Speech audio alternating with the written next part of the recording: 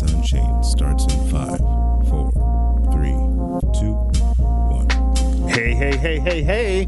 Hey, Rip. Oh, here we go. How you doing, man? I'm doing great. Another day above ground. Check that out, right? Hey, it's not raining. Oh, yeah, we broke our streak. It usually rains when we're in here. But, I can't complain because somebody woke up dead this morning. Oh, you got a point. Yeah, I'm glad to be here, just breathing air. Come on with it. And paying taxes. Listen to that. Well, we was going to have a guest in here, a young man that I met a while back that totally impressed me with what he was doing in the community, how he was carrying himself and things of that sort. So, but he could not make it tonight. So it's us tonight, bro. It's just us freestyling, kicking like it, LL Cool J or something like that. Right. But hey, one of the things that we did not get an opportunity to do was to talk about the situation with the cop who murdered the young man in his own place. That's crazy. It still blows my mind. And her attorney he tried to invoke castle doctrine. I'm like, it's not your castle. That's somebody else's castle. That's kind of another reason why, even though I am a gun owner, until they get this right, I will stand your ground in Minnesota. I fight it tooth and nail because it don't work for us pretty much. So it only works if justice is blind, and we know justice ain't blind. That's right. She always peeking when it's us. Every time you turn around. But hey, I listened to this guy named Bo. And you know what? I kind of want to play something to start us off tonight. Yeah. That's what we was doing. We was listening to it a little bit. So I'm going to play a little bit of Bo for you guys. I listen to this guy because a lot of times, some of the things he say is right on the money, bro. And this video, the soundbite that I'm about to play for you a little bit, I literally, man, was thinking the same thing when it came to gun owners. I was literally thinking the same thing. So I'm gonna move this over here. This is the first time we ever tried something like this. Oh, yeah. So, but I'm gonna move this over here and I'm gonna play a little bit. I may stop it and then we'll go into it. But I just really want pretty much the first part of what he's saying to come out because the guy is on the money here. But it's like, wow, holy smoke. Holy, 1 second here. Well, howdy there, Internet people. It's Bo again. So tonight we're going to talk about Dallas. I did a video on it at the time when the incident first happened. I have to say I'm pretty pleased with the verdict. I'm pretty pleased with the outcome there. I'm a little surprised, to be honest. It's sad we live in a society where when the wheels of justice appear to be spinning in the right direction, it is surprising. But it is what it is. We'll have to wait till sentencing to see if justice is truly served or not. I want to talk about the reactions to the verdict, not the ones you're probably thinking about. Yes, there is a huge racial divide in how people are viewing this. It's not really what I want to talk about. I want to talk about the divide between gun owners, because I'm watching y'all right now. I've never seen so many gun owners hand ammunition to gun control advocates in my entire life. I've never seen it. It boggles the mind. I'm going to start by saying that if you somehow feel that this deserves a lesser charge or leniency in some way, you're not responsible enough to own a firearm. And to be honest, the replies and comments that I've seen, y'all have me second-guessing my stance on gun control. Y'all make me nervous. Let's go through the facts real quick. She walked into someone else's home, pulled her weapon, and shot and killed an unarmed person. Those are the facts. Full stop. End of story. That's what happened. Indisputable. For people who are very fond of saying stuff like facts over feelings and facts don't care about your feelings, y'all are all up in your feelings right now. Well, she was confused. She was confused. And so what? that a lack of situational awareness does not provide grounds for lethal force. She was confused. If she was confused and that disoriented, she shouldn't have been armed. Well, she thought she was in the right place, but she wasn't.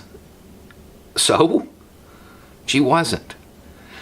That's providing a very easy defense to any home invader at that point. Well, I thought this was my house. So, here is the deal. He hit on a couple facts. He hit on a couple facts there. And some of the things that he said is, like I said, I was literally, honestly thinking the same thing. Because when I went on some of those gun sites, there were literally people in there sitting there saying stupid things. I gotta look at some of those sites because I haven't been looking at any of that stuff. Yeah, I'm serious. You got to check it out, and that's why I sit there and go, you know what? I'm for gun control. What kind of stuff were they saying? Exactly what he's saying. They was coming up with excuses of why this woman shouldn't go to jail. That's crazy. I'm ex-military, and if all our veterans out there are people or spouses of veterans know that we have to pull duty where you're up 24 hours. I've been up 24 hours straight in the Army and not been that confused. In the corporate world, I've worked 30 hours in a row and not be incoherent like that to where I would shoot somebody. Dude, I've worked my 9 to 5, come home, got on a bike, went for bike rides with my kids, took a nap, spent time with the wife, got up, went and worked at UPS, unloading trucks. I unloaded a semi by myself. I get home 5 o'clock in the morning. I have never missed my floor, ever. No. And you got boneheads out here sitting here going, well, number one, she was confused. She was so tired. Kick rocks. Yeah, that's no excuse. That's not a legitimate excuse. But you know what? Even when justice isn't blind and you think it's going to be served, it's not served for us. The judge and the jury were like, just gave her a slap on the wrist. They gave her a 10-year sentence, and she'll be out in 5 or less. And since she's a cop, she's not going to some federal penitentiary where it's a whole bunch of criminals in there because she'd be easy prey there. She can go to a cushy prison, prison's prison, but she can go to a cushy prison and she'll do her time and she'll be out in no time. Yeah, and what? Nothing. She's going to go and she's going to live her life, and because they felt sorry for her, she'll be able to get a job. Yeah, I don't feel sorry for it. Rev, we had this talk downstairs, about forgiveness and stuff like that. I have to tell you, I'm not that good of a Christian. I'll be saying, I hope you burn. And I'd be there with a bic. So, I'm not that far in my development yet. And I totally understand that. But the people that I'm having a hard time dealing with, having a hard time talking about, listening to, the people who sit there and say, oh, well, then when the verdict come out, then they're going to sit there and go, well, she was being honest. She said, she went to kill. What is she supposed to say? Mm-hmm. So are they so used to hearing cops lie that when they tell the truth, it even shocks them? Accountability. Accountability. I'm serious. There's another show that I watch, and I'm watching this dude sit there and coming up with every type of excuse on why this woman got off. Oh, she was tired. Oh, look at that. She was brutally honest. That's what I'm saying. Well, have they lied so much when they are honest, you actually have to point it out? She was white. He was black. That's why she got off. And a cop. So she had two things on her side. It's shocking. It just like I said, the verdict, okay. The what the parents did, okay. The gun community is what's shocking to me. It's the way the gun community has taken this situation and completely, because when that cop Noor shot that white woman, oh, they went full tilt on him. Oh yeah. They went full tilt on him. See how it's changed? Yeah, exactly. It got totally flipped. So I'm sitting here going, I'm reading these comments, and I'm sitting there going, yeah, you guys are scaring me. But these are the same people that we see on these, these are the same people that we see on these gun forums talking all this crazy stuff. They got their internet courage, and they sitting there saying things online that they shouldn't be saying. And by the way, the cops do read these forums, and they do actually look at Facebook. So when we say something crazy like this, don't think they're not going to look at your track record if you ever have to go to jail and say, hey, but you said you was going to do this or you was going to do that. We're at the point to where black life is cheap. It's cheap. You can kill somebody that's black unless you're black. If you're black, killing somebody that's black, it's going to be a stiff penalty. Yeah, you go to jail. Yeah. But our lives on the other spectrum, it's cheap. We get more time in prison. When we get killed, cops get off. And until the narrative changes, not the narrative, the reality changes, we won't get justice. And it's a shame that it comes down to this. You figure, in an ideal world, we're all equal, but we're not. No. And if you read Animal Farm, you'll know the saying, some of us are more equal than others. I wonder if the how much time the woman who had Emmett Till murdered, I wonder how much time she would get now. She's still walking around. I mean, if we're gonna do this, let's do it right. Here's a young little black kid that got lied on and brutally murdered. We know where she's getting hers, Rev. Yeah, no, and I know. No, I know. She gets to live her life, and he's dead. She's got to pay. She's got to pay for what she did. But like I said, go back to what I was saying before. It just the gun world is what just really, really blew my mind to the point to where I'm reading these comments going, some of y'all need your guns removed. I understand why a lot of these people are running around here going, he don't need a firearm. He don't need a firearm. He don't need a firearm. If you're in these here chat rooms or whatever, forums, chat rooms, whatever you want to call them, if you're in there and you're making up reasons why this woman should not spend at least half her life, something's wrong with you. They're just justifying her bad behavior. It's crazy. It's crazy, and we know why they're doing it. I mean, didn't wake up yesterday. Yeah. I mean, Becky's always going to be protected. How long you been Black Rev? No, all your life. well, I'll be double nickels coming up here in October 15th. So. Oh, I didn't know that. Yeah. I'm the 16th. Oh, really? Yeah. Oh my God! You get out of here. Yeah, I'm the 16th. And see, that's what I'm saying right there. Right there. So yeah, that's what's really, really bugging me. So I've got some serious thinking to do now. How I look at this whole situation when it comes to certain people literally having firearms. When you can just say, my firearm is this important that I can watch a black man be murdered in his own home while he's sitting there eating ice cream, and I can come up with reasons why that's okay. You don't need a fire. No, you don't need a firearm. Sorry. That'll be somebody that'll kill somebody and and think they're gonna get away with it. But I can't back these. But I still can't back these racist red flag bills. No, that red flag. I don't care what anybody say. That is a racist. Let me say it again. Racist. Hold on, just in case somebody missed it. Racist bill.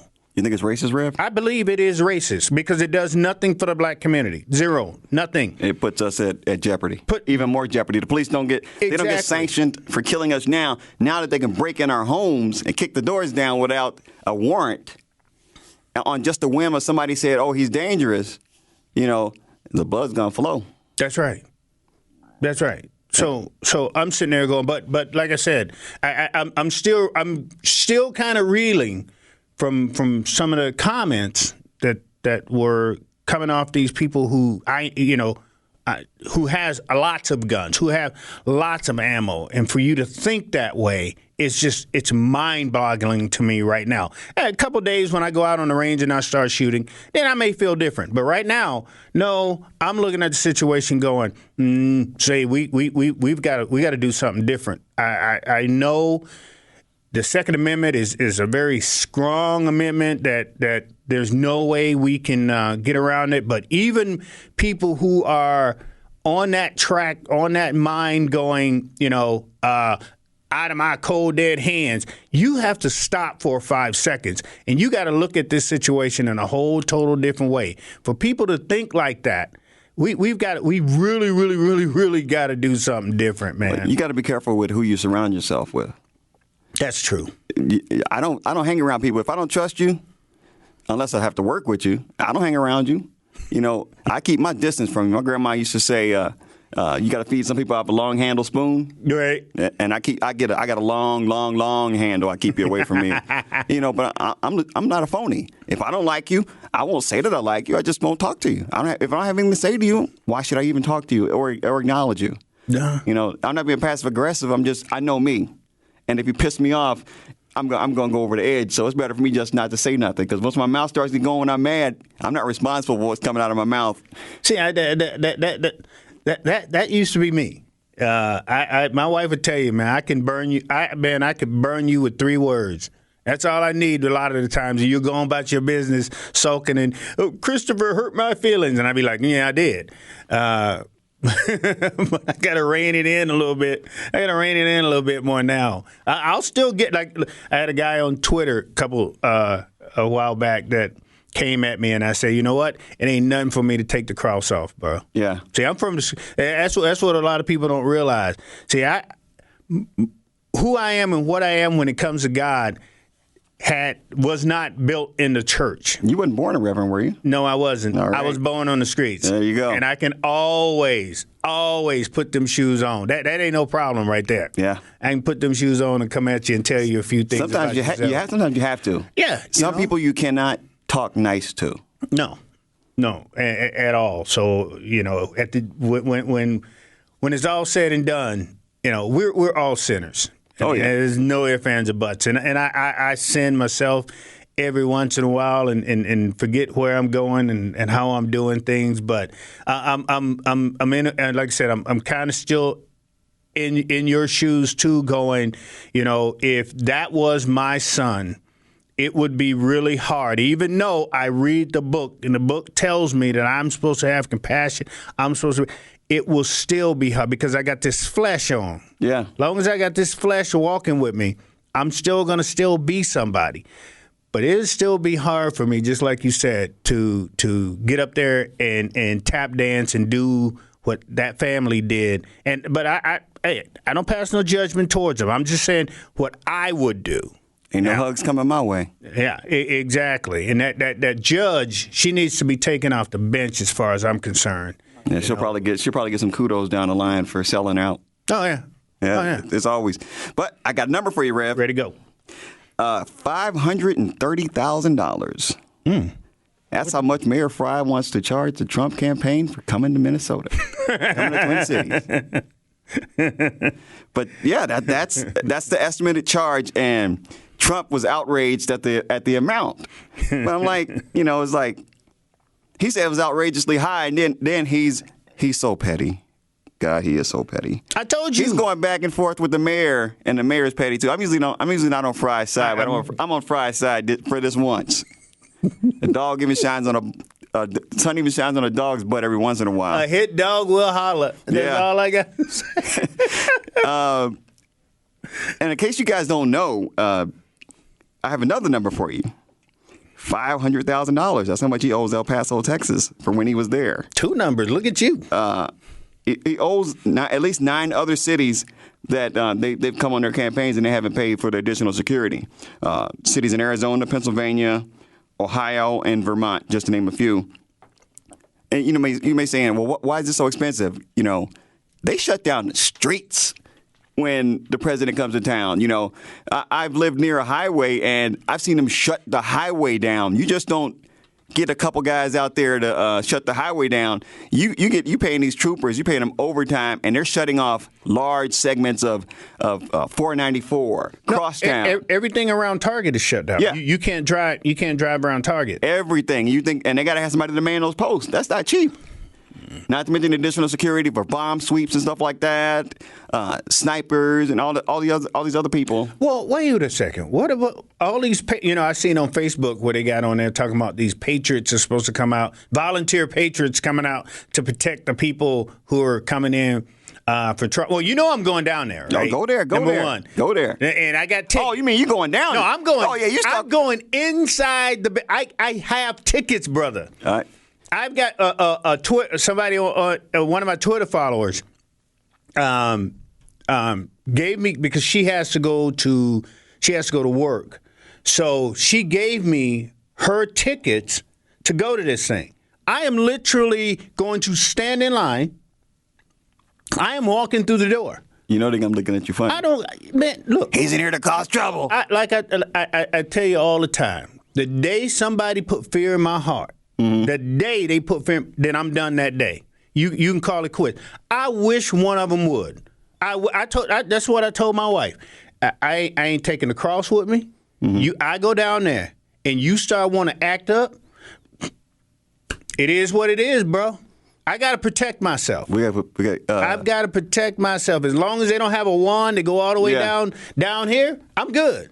But Huggy Bear, you listening? Yeah, you got the bail Rev out of jail. Well, actually, I had to bail you out of jail. I was about to say somebody, but no, I'm not, dude. I got every right to go there. Oh yeah, of course. Every right to do it. I don't care how they act, but they better not get me acting up. And it's there's crazies on both sides, the right and the left, and I just can't see and there's people There's a vacuum, a leadership vacuum on both sides of the aisle, the right and the left, because there's nobody on the left saying, "Hey, y'all, chill out, don't act a fool. Let him come to town, let him do his thing, and leave." Right. And there's nobody on the right saying, "Y'all, don't go down there acting a fool and getting people in trouble or getting shot." And this has the potential because this has happened before. Where people don't like Trump, so they go down there and protest. So some of his goons, goon supporters, not to say all y'all who support Trump are goons, but there's some real straight up goons that attack people. And then you got those idiots on the left side. They have their group that attacks people. And this just has the potential for you got crazy A and crazy B meeting each other, and it's not going to be good. Well, I thought they were saying that, what's that, Antifa, I think that's what they call it. Them nuts? Yeah. Yeah, they supposed to be down there. Yeah. That's one of the reasons why I want to go. Because I've never seen them live and acting a fool. Oh, dude, I want to see these nuts. No. I want to see these nuts firsthand. I'm going to stand back and I'm going to watch you. Look, I'm going, man. I'm going down there because this is a once in a lifetime thing. It may never be like this ever again. Yeah. So that's why I'm going. I'm going to be nosy. No, nothing wrong with that. My wife sometimes calls me Gladys from there's a character in Bewitched. Gladys, she was the nosy neighbor. That's what my wife called me sometimes. Right. I'm out peeking out the window seeing what's going on. Hey, Becky, some cops over across the street again. I'm going down there to just pretty much to be nosy. I'm not a troublemaker. I don't plan on doing anything. But if I walk somewhere and someone, decide that they want to try out the N-word or something like that, you get these hands. Yeah, it's that time. So now it'll be. Let me see. What's today? Today's Tuesday. Tuesday. So that happens Thursday. So Friday, I could be out. Yeah, I won't have to spend the weekend. Yeah, just make sure you're here for next podcast. Okay. I don't have to spend the weekend. So, but it takes you, and I know this from experience. None of your business who I bailed out. I had to bail somebody out before out of the jail from downtown. Is that Hennepin County jail? It takes like overnight to out process you, so 8 hours to out process you. So make sure you factor in 8 hours. Holy smoke, man! When I got picked up in, I got picked up right outside of Plymouth, Minnesota there, and they hauled me in, and then my wife and her brother had to come bail me out, and I was out in less than 7 hours. Wow! It's like I was in there, and they locked me up, put me in there, and next thing I know, called a wifey and, hey, I'm in jail.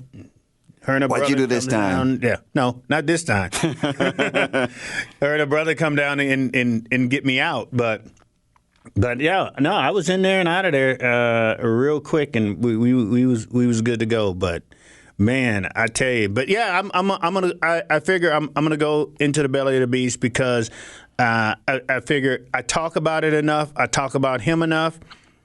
I sent him a tweet. Oh, I didn't tell you that, did I? No, you ain't telling me that. Oh my goodness. So I'm sitting here going, well, he tweets enough. Yeah, he tweets too much. Right? This was after he had to. This was after he had the so-called the black leadership, black whatever. The summit with Kansas? Yeah. The circus? Yeah. So I'm glad they don't represent us. Right, exactly. So he had this thing, and this one comedian dude that I see on Twitter all the time. He's got all these people following him. He's a knucklehead joke. He's a bobblehead. So he puts out there, look at me, I'm in the White House. Trump loves black people. And that's the part that cracks me up. If you got to announce it, you got to run around. Look at me, I'm in the White House. Trump loves black people. If you got to announce it, something's wrong. Then he don't really love black people. Thank you very much. Just walk in there and walk your butt out. I wonder which door he went in. Did he go in the front door or go in the back door? You got a point, bro. Yeah. Got a point. Yeah, that's some. It just leaves me speechless sometimes from the foolishness that some people go through. Just kissing up to the president. I could care less. I just think these last 10 years have brought out the absolute worst in America. Yeah. It's the total polarization, the intolerance for your fellow man. Whatever happened to just, okay, you agree here, I agree there, and we agree to disagree and walk away. We may have a spirited conversation, but we're not cussing each other out or threatening to beat each other. And that's what I mean by the leadership vacuum. There's no head Republican or head Democrat to tell people on their side, stop. Enough is enough. Don't act a fool. Let him do his thing and get out of your city. Nobody's going to say that. Nobody in the Republican Party will stand up to Trump, and nobody on the left will stand up to Pelosi and say, tell her whatever. And I knew that nothing was going to change when they elected her to be Speaker of the House again. I'm like, what happened to the new blood? What happened? Exactly. You keep sending the same people over and over again to the same offices, and you think something different is going to happen. That's the definition of insanity. It's like, no, if you keep doing it, it's like Groundhog Day. You just keep going over and over. You're just going to keep repeating the cycle, and nothing's going to change, and you shouldn't expect anything different. Well, that's the Democrats' thing. Yeah, we need term limits because it's time for some of them to go. They got to go. It was never designed for people to be career politicians. Well, it's just like Cummings. It's just like I said. Why I think that Trump was petty. I would like to have been in his shoes at that situation and had Cummings come at me. I'd be like, okay, watch this here, bro. I'd have rolled in his town with my limos and all that stuff. I would have found who's some garbage people that got junk. Yeah, got junk. I would have said, bring every truck you got in America. Every single one of them. I want it right here, right now. I'll write you a blank check. I want you to get your crew. I want all of this cleanup. I want this so clean that I can drop my lollipop on the ground and forget about the 5-second rule. I'll leave it down there for an hour and pick it up and still eat it. That's got real clean. That's how clean. That's what I'm saying. That's what I would have done as president. And then I would have looked at Cummings and flipped him off. That's petty. I had to admit, I did the 5-second rule at the fair. I dropped my bacon. Uh-oh. Hey, I don't mess around with my bacon. I dropped my bacon. The guy sitting next to me, I picked it up and said, 5-second rule. He just started laughing. Right. That's $8 bacon. It ain't like sizzling or something like that. Well, that's what I would have done. That's what Trump. If Trump wants to do right, and like I said, and another thing that cracks me up, I got into it with a guy. He was talking about, look at the black unemployment, and I'm sitting here going, what? Black people ain't never worked in our life? No, they don't. I had a job before Trump. Exactly. I had one after. I had my house before Trump. I had my cars before Trump. So people, they love to throw that out there. But basically, and people will never admit it, but this is just residual from when Obama was in office. True. It's carryover. They're giving him credit for this unemployment, that. Look at the numbers. Yeah, exactly. And what drives me crazy is these people who never, ever, I don't care what facts you put in front of them, they'll never disagree with anything that Trump says. They're like robots. It's like, just like he can do anything and people justify it. I'm like, nah, bruh, that ain't the truth. What kind of reality do you live in? And I call myself a pretty level-headed person. I'm big enough to when my candidate was messing up when I voted for Obama, and he betrayed me as far as my trust with guns. I got in him. Yeah, I call him out. I got in him. But you got these people who, I don't know if they won't admit that they were wrong in voting for this clown, or if they... you know what, Lewis, you're fired. Okay. It's like, do we not admit it, or are you just that blind? And this causes genuine fear in my mind, because these people do things in his name and it's totally justified. I'm like, you think this guy was Jesus or the Pied Piper? Well, I'm not buying it. I'm not buying it whatsoever. I ain't got time for that. I'm out chasing kids down on university and doing this here type of stuff. But like I was saying, I sent them the tweet and said, hey, here's the deal. When you're done with your rally, rally, drive 5 minutes, 3 minutes over on Broadway in Lindale. Let's talk there. That's where I would like to see you. And I don't want to see you, where you got all your throngs of, Exactly. Come over there. So I sent him a tweet. Then I sent him another tweet. Say, can a brother get a ticket? Nope. Give me a ticket. So if he loved black people so much, number one, he would have sent me a ticket. And number two, he would have liked my invitation of coming down on Broadway in Lindale and watching people lay on the street with needles in their arms. But, I'm not. Look, Candace Owens don't speak for the black community. She speaks for her bottom line. Keanu West don't speak for the black community.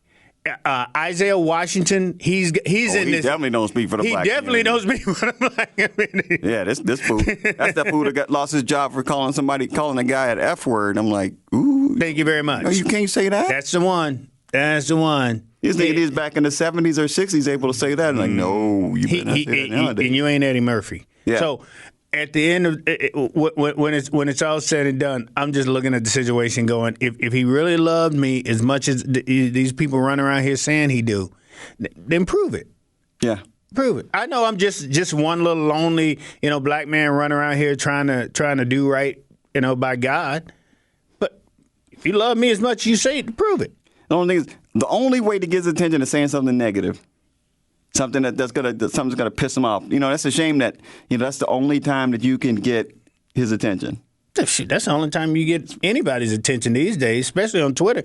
That's what I'm saying. Twitter's a beast. Man. I think that's what keeps the tweets churning. Twitter's a beast. People just say what they want to say, unfiltered, and for the most part. I can get on there and I can preach to my voice is God. And I can tweet about God, you don't get nothing. Nope. But if I say something about Ilhan, or Trump, oh my God, they'll blow your Twitter feed up. There's this one brother that's on there, and he's in that whole realm of like Candace Owens. He gets on there, he makes these videos, right? And this is a true story. So he gets on there, he makes all these videos, and all the white people just love it. I mean, I'm serious. They eat his stuff up. You gotta show me his Twitter handle. I'm gonna show you too. His name is Ray. Okay. But I'm just gonna throw that part out. So I'm sitting there. I'm looking at. I'm reading some of the stuff that he's putting out there, and I said, this brother ain't done nothing for the black community. This is all he doing. So he put out another tweet, and I waited because I know how to play the Twitter game now. So I waited until he got enough of his little minions in there. And then as soon as he got enough in there, I pounced. You trolled him? Boy, I trolled him. And this is what I knew. So I had to wait for a little bit because I'm sitting here going, okay, if he takes the bait and then he comes back at me, then all his little minions are going to come at me, right? Okay. So I'm waiting. I'm sitting there and I'm just waiting and I'm waiting and I'm waiting. And I'm sure he didn't read what I said. And he's just fuming. Sure enough. Hook, line, and sinker, brother. Fell for it. Boy, he and I went back and forth for a long time. And all of a sudden, his little minions come in, and they jump on me and start there. But that was the whole thing. Sometimes you got to go and shake the nest. I knew I was going to get stung. Yeah. The point of the matter is I needed his attention so I can wake him up for a second. And I did. And by the end of our little Twitter rant, going back and forth, I'm following him. He's following me. I like some of the things that he says. He likes some of the things. But the bottom line was I had to wake him up and say, dude, you can't use your blackness to have these people fall in love with you. Right. That's not how this works. If you're going to do something, if you're going to be out here and have a platform, man, lift us up. That's all you have to do. That's the point that I was trying to get, but I had to slap him. Not making a buffoon of himself. Thank you. I had to pop him up upside the head a couple times for him to understand what I was saying. I might have to go troll him. And he finally got it. But the thing of it is, my Twitter feed blew up. And people are like, "Oh, I don't want to listen to this fool no more." It blew. Next thing I know, it was a bing. People just popping up everywhere. Bing, bing, bing, bing. Following me, following me. But like I said, I'm understanding this Twitter thing. I just sit back and read people's stuff, and knowing that I sit there and go, "Okay, I'm gonna go shake the nest." Get stung. I like to take my shots at DFL, and I love taking shots at Giffords and those that genre of people. Yeah, them knuckleheads, they don't say nothing back at you though. Yeah. They try to act like you're not around, but it hurts. It hurts, because I just hate it when people sit there like people like Rev who go out there and actually walk the streets of North Minneapolis trying to help people, help feeding the homeless, and then you get somebody like Giffords jumping on your feed and trying to take credit for the stuff that you do. Like she's not out there dodging bullets. She's not going anywhere being armed. She's not down in the trenches. She is just there like a carpetbagger after the Civil War to take advantage of the spoils. She wants to sit there and take credit for some of the stuff that you did, people like you did, and not put it into work. Like always. Just like moms. There we go. And yeah, I'm gonna blow your cover. Because right now, Moms is working on getting their black contingent so that they can get their black contingent, their puppets, to say some things for them that they can't say. Mm-hmm. And then they're going to come back, well, they said it, so it's okay for me to say it. Mm-hmm. People, don't let yourself get used. Know when you're being used. Because if they gave a damn about you, they'd be every week. When they get the body, I hate to say it, the body count in Chicago or Detroit or Minneapolis, I haven't seen them on TV lately, and there's been like a rash of homicides in the Twin Cities. I haven't seen moms. You ain't gonna see them. You'll see them when things are important to them, right? And you're gonna see them when the daylight, when it's light outside, when there's cops around. You're not gonna see them down there on Curry Street, handing out stuff to the homeless, helping them out. And that's another part of this there too. It's not just the like I said, the gun violence. If we can pick everybody up, then everybody wins. But moms don't see it that way. Moms come in, protect Minnesota. They come in, put their little pop-up shop down there on that shill 1100 Broadway. Y'all should go down there and see that. That cracked me up every time I go by there. Every time I walk by there, I look down there, and there they are in the back. So, but we need to get together, and we need to start coming together as people. Now, what's going to happen here on Thursday is going to be a circus. You gonna do some Facebook Live from down there? Yeah, I'm gonna do some live. Okay. It's according, like I said, it's according to how things go. How, like I said, if I get there and everything be cool, I want to be cool. All right. But if I get there and they start acting up, then man, You going down there by yourself? Yeah, I'm gonna go by myself. Like I said, I don't. Making me feel bad now, Rip. No. You got to get ready for your. Yeah. They about to cut you open, so you. I'm not up to fighting shape anymore. You better just chill out. Yeah. You better. It's just you get yourself an owie. Oh man, I just it's this mob mentality. You got people even people that we know that we consider that are they're nice people. They get on Facebook, they get on Twitter, and they start talking to their cronies, and all of a sudden, they're like I don't know this person. Oh yeah, yep. You know, they sitting there and, you know. Oh, don't say something about, don't get on Facebook to somebody don't and do say that. something about the Somalis.